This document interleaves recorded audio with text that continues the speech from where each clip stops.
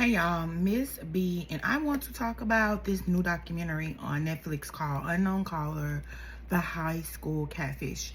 I want to say, looking at social media, I guess a lot of people knew about this story. I did not know about this story, but I just saw it was trending. So I was like, let me watch it and see what it's about. It started off kind of slow. Spoiler alert. Spoiler alert. If you have not seen the documentary, I'm going to give spoilers. So if you have not seen it and you want to see it, click off. If you don't want to see it, you don't care, I'm going to give y'all a brief synopsis. So it's this town in Michigan, a little small town where the kids go to school from like elementary to high school together. There's this couple, Lauren and Owen. They have like this kitty love. Their families get along. They're both athletes. Their moms, especially Lauren's mom, is like the coach of the girls' basketball team, and she's friends with Owen's mom. It was like that. They like this little blended family or whatever. All of a sudden, out of the blue, one day, they both, Lauren and Owen, start receiving text messages from this unknown number. And at first, the text message was like, girl, he don't want to be with you. I'm just paraphrasing. He don't want to be with you. He want to be with me. He don't like you. You too skinny. You ugly. You this, you that. You anorexia. You all of these things. And they were coming like back to back. So they were trying to figure out what's going on. At first, the kids didn't think too much into it, so they didn't tell their parents yet. So then eventually they told their parents because they started getting like 40 to 56 messages a day. So then they kind of did their little investigation, like, is it this friend group? Is it this friend group? So they couldn't figure out who it could be. So then they told their parents, like, look, hey, we've been getting these text messages. It's from some unknown number. They're actually to the point where they know where we are, what we're wearing, when we're playing basketball. Like the girl, Lauren, was playing basketball a game. She didn't make a lot of points. She knows what I wore to school. She knows what I have on in class. Like, it's just a lot. And then the boy was getting them. But the boy was getting them in reference to his relationship with Lauren. But they were very egregious attacks against Lauren. So they told the parents went to the school kind of did a little investigation, tried to look at cameras, talked to different friend groups. They couldn't get nowhere there. So then the text messages start coming like day and night, 40 to 50 messages a day. Then they start getting very egregious, very disgusting text messages I'm talking about fellatio and, screaming and all this, like just a lot of diabolical, heinous text messages these kids was getting. So at this point, the parents of the couple, the Lauren and Owen, they was like, okay, we need to really amp this up. So the superintendent got involved, and everybody was doing an investigation. Then eventually it got to the point where they involved the police. So when they involved the police, they did their investigation. They couldn't really pinpoint, like, they would come to the school, question everybody. There's one particular girl named Chloe, who apparently has a history of being a bully, allegedly. I don't know. I don't go to that school. I'm not even from Michigan, so I don't know. That's what they were saying on the thing. So they instantly like honed in on her. Like, she could be the one, because she also had a relationship, like a friendship relationship with Owen, and she wasn't that cool with Lauren. So all of this is going on, and then eventually the text messages was like just getting out of hand. Like over, like I think, 2 years? Like the text messages were getting out of hand.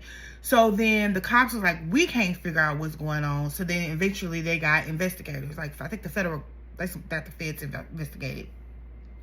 So what they did was, which I think people don't realize this when you use those fake apps and using other people's numbers, they pulled the IP address. So one of the investigators that was investigating this case, I don't know if he was local or state or federal, I don't know what, had the app subpoena what IP address these messages were coming from. So it came back with 2 IP addresses. So he took those numbers, and they was asking the kids, like, send me all your numbers. So I was asking the parents, send me all your numbers. So eventually he put them in a database to come back with all the numbers, because he did his due diligence, he did his research, and came back. One of the IP addresses was the phone number of Lauren's mother. I was like, what? Girl, a lot of people shouldn't have kids, came back to her. And they immediately got a search warrant and went to her house. I want to say one of the things that struck out to me the most was this body cam footage part of the documentary. Soon as the cops pull up, they was like, we have a search warrant telling Lauren's mother, Kendra. And she was like, okay. But if you pay attention to body language, I always do, it's almost like she knew while they were there and the jig was up. So they come in and they tell her like, hey, we know it's you sending these messages. She didn't deny it. And then at that time, Lauren was outside doing something, and they didn't want her to be in the house while they, confronted the mother, but then they brought her in and they set her down. I want to say her demeanor and that body cam footage when they set her down and let her know that it's her mother that's been sending these messages. Mind you, this has been going on for so long. The messages got to the point where that it was telling Lauren to unalive herself. And then we find out it's her mama telling her she ugly, she too skinny, she need to do BJs, Owen don't want her, we gonna be together, you need to end yourself, when are you gonna end yourself, or we will end it for you. So when Lauren comes inside the house at this point in the documentary and sits down and finds out it's her mother, she's very stoic. And I don't know, people handle things differently. I don't want to say what I'm thinking, but I feel like just looking at that footage and looking at, like, you've been going through torment your whole entire, like, for these past couple of years. Your school has been interrupted. You've lost your boyfriend, because at this time they've broken up. Even when he broke up with Lauren, the new girlfriend was getting text messages. So it seemed very sus. But looking at their body cam footage, and Lauren is just sitting there, and then the mother kind of starts holding on and coddling on her or whatever. And then they was like, well, we got to call your husband because he needs to know this. When they call their husband, the reaction of the husband is the reaction that I thought Lauren would have. Finding out that her mother was behind all these heinous, diabolical, insidious messages that she has been receiving for over a year was from her mother. Her reaction, I would feel, not to judge, would be the same reaction I felt that the husband had. They told the husband he was outside, and then in the mix of him finding out not only is Kendra the one sending these messages, Kendra ain't been working. Kendra ain't got no job.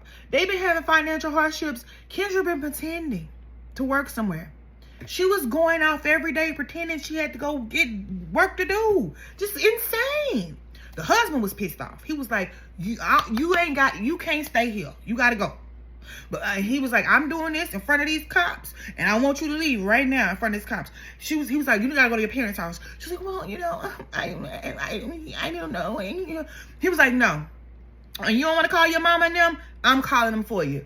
He went outside, he called them, they on their way. Because you can't stay here with me and her. And what he said was, because I'm so upset by the things that I'm finding out, I don't want anything to pop off. And that was the smartest thing he could have done. And had it on body cam footage. And we both get in trouble for something. And then Lauren is taken away from us. Very smart move by that husband. Then when the husband sits back and finds out, she was in charge of the finances, and she was in charge of these things, and she was in charge of, they lost their house. They had been moving. They lost their storage because she wasn't paying it. She was just lying the entire time. In the mix of her lying, sending her daughter the most heinous messages, y'all. I want to keep it cute because it's YouTube, but just insane, like very provocative, very... And like when I started seeing the really provocative messages, I was like, this don't seem like this no child. I know kids these days, y'all. But this seems like somebody older. I thought they was going to tell me before we found out it was Kendra. I thought they was going to tell me it was like maybe a creepy man from around the corner watching the kids, you know, all up in the friend group, you know, clocking their tea, whatever. I did not think that it was the mother, but hey, it's the mother. And another reason why I didn't think it was the mother, because when the documentary starts, this heifer is crying. Before we find out it is her, this heifer is crying. Oh, my daughter, she was receiving all the most heinous. I'm like, girl, that was you, bitch. I'm sorry, I got mad. I got mad. Cause I was like, how you in the documentary about these messages, this stalking, this cyber harassment, this cyber terrorism at this point against your own child, and you sitting here crying? I have no sympathy. Martha, don't you weep, tell Mary not to moan. Yeah, y'all know the song. Girl, I didn't have no sympathy for Kendra. And then another thing I want to say is, they kept saying Kendra's in IT. I want to understand what IT she's in, because if Kendra is smart to be into IT, everybody knows your phone. You can use all the apps you want to. These phones, any of your devices, they have a digital footprint. So for Kendra to be in IT and not know that, no wonder the heifer ain't had no job no more. Because anybody, I'm not even IT and I know that. There's a digital footprint on all your devices. Hello, we're in 2025. And at this time, I think it's 2022. But anyway, she didn't know that. No wonder she lost all the jobs. And the husband was like, what about the job in Texas? No, I don't have that either. What about this job? Oh, no, I don't work there either. I was like, what the hell is wrong with her? And then the husband was just like, you know, I lost everything, things I worked for in storage, this and that. And it was her the whole damn time after all this stuff we went through. Even Owen's mother at first didn't want to be. She was like, no, couldn't be Kendrick. No, like I have a relationship with Kendrick. No. To find out it was. I do want to say, I'm just gonna skip ahead of part of the documentary. When they find out it's Kendrick gets sentenced, and Jill, who's Owen's mother, says, I think she had an obsession with my son. And I do too. I think at some point, they call it Munchausen syndrome. Yes, I believe she has a bit of Munchausen syndrome. But I also believe that she had an obsession with that little boy. Because when their mama, Jill, Owen's mama, said, even after Lauren and Owen broke up, Kendra would still show up to this boy's games. First of all, Jill, you're a better woman than I ever, because I would have told her, ma'am, hello? I would have gave her a little tap. Why are you at my son's games? They don't even go together no more. That would have been red flag number 1 for me. Like, why is she still here? And then she talk about how she just cater to you, baby, this is your day. Like, cut up his steak and stuff. It was insane. Diabolical. Crazy. But I want to give you a little piece, Chloe. Because I seen somebody post your little TikTok saying, you know, you're the one that's da-da-da-da, and everybody was, like, accusing you, whatever. You and your parents move like y'all have a chip on y'all shoulder. So it wouldn't be hard for us to think, yeah, it's probably you, Chloe. Because they said you had a history of bullying, and your daddy is a cop. You probably think you could get away with anything. Like, you had a relationship with Owen, you wasn't kind. And then listening to your parents and how they was talking and their energy on this documentary, I was like, yeah, it was at first, before we even fed on Kendra, one would believe it was you. Like, y'all didn't do yourselves any favors, Chloe. Her parents pissed me off. I was like, bring it on. But yeah, so all this time, and then she said, Kendra basically was like, she went into some type of psychosis where it was day and night, night and day, where she was just sending all these messages where she lost herself. Girl, you think? Do you think? Then they talked to the cousin and gave like a little history on Kendra. Kendra likes to be the center of attention. Kendra likes to be the life of the party. She said even if they was interviewing her, it was Kendra, if I was talking to you and Kendra was here right now, she'll be over here dancing. Women like that, people like that, and the things that she was saying to her daughter, I felt like she was really jealous of her daughter. Her daughter was not ugly. Kendra was, I ain't gonna call nobody ugly, but not appeasing to the eyes and in the teeth. I'm sorry. I kept getting focused. I'm really heavy on teeth. I kept getting focused on the teeth. you know, and then she kept making up a lot of excuses, you know, bringing up her past trauma as to why she did it. Oh, she wanted Lauren to come and run to her. I want to run to you every day with the issues of the text messages. So she kept doing it more and more and more and more. And I'm like, that's still a lot of excuses. She did get convicted. Well, she pled guilty, and she got like a 1.5 years in jail. I honestly feel that lady should be on somebody's list. Because if you did all of this by that little boy Owen, okay, you need to be on somebody's list and also in somebody's hospital. I think they should have gave her 5150 or whatever and committed her into somebody's insane asylum, because mama is not right. That mama is not okay. And I want to say, I think people judge Chloe, you know, not Chloe, I keep saying Chloe, sorry, Lauren, for wanting us to have a relationship with her mother. That's still her mother at the end of the day, and they email or whatever. But not just that. The body cam footage with Lauren and her mother, she didn't seem surprised, y'all, to me, that she found out they found out I was her mother. She didn't seem surprised. She seemed very stoic. She seemed very, okay, what's the next step? She still wants to have a relationship with her mother. That's okay. I mean, she could talk to her mother I think they should have sent her to a mental institution. From a mental institution. She could have still wrote her letters like they began to do. And she even sent letters to the court, like character letters, saying she still want to have a relationship with her mother. I don't want to say this, but I'm going to say this. I think Lauren knew her mama was doing it. Allegedly. I do. It kind of gives that. It gave me that. Now, I mean, maybe, you know, the documentaries are edited and wanting to be persuaded in one way or the other, but just some things a documentary can't give, and that's just like looking at somebody's true body language and talking and emotions and feelings. Even like when the documentary started, remember they already knew it was Kendra. She out of jail now.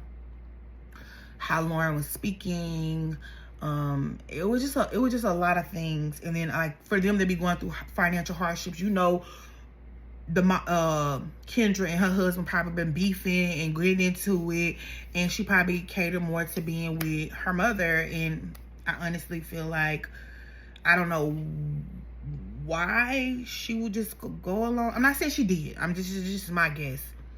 But that body language on that little girl said a lot. To me, it said a lot. It said like, I know my mom was doing this. I just went along with it. We done moved 4 times. It's financial problems. My daddy mad. You know, it's a lot going on up in here in this dancery. But that lady, Kendra, they should have put her in a mental institution. And she needs to be on a list to stay away from kids, because she did all that for that little boy. Insanity. Anyway, have y'all watched Unknown Number, the High School Catfish? If y'all know about the story, drop down in the comments. If y'all have thoughts, drop down in the comments. How did y'all feel about the documentary? How do you feel like like Chloe came on TikTok? A lot of the people coming on TikTok, you know, saying their side of what they went through at the time of the documentary did show. What do y'all think? I think it was crazy. And mothers like Kendra makes me not want to have my kids go around people, because you don't know what's going on in people's head. Obviously, the lady's not well. I will say that mental health is a big thing. And I feel like prison, to me, yes, she committed a crime, but I feel like she should have been like in a state mental facility to get like some deep-rooted help that she obviously needs. And she definitely needed it. With the Munchausen, but that boy, that ain't right. That ain't normal. That ain't normal. I ain't never wanted to be close like that to any of my kids, friends, boyfriend, girlfriend, whatever, ever, to this magnitude. And then how she kept saying she lost herself, and then she kept making up excuses. So I feel like prison didn't even work, because she was like, oh, because this happened to me when I was 17, whatever. That's bad. I'm sorry, you got hard. You know, I'm not taking it away from her, but that's still no excuse for all of this. There's still no excuse for all of this. Anyway, y'all, like, comment, subscribe. Let me know your thoughts on the unknown caller, the high school catfish. Bye.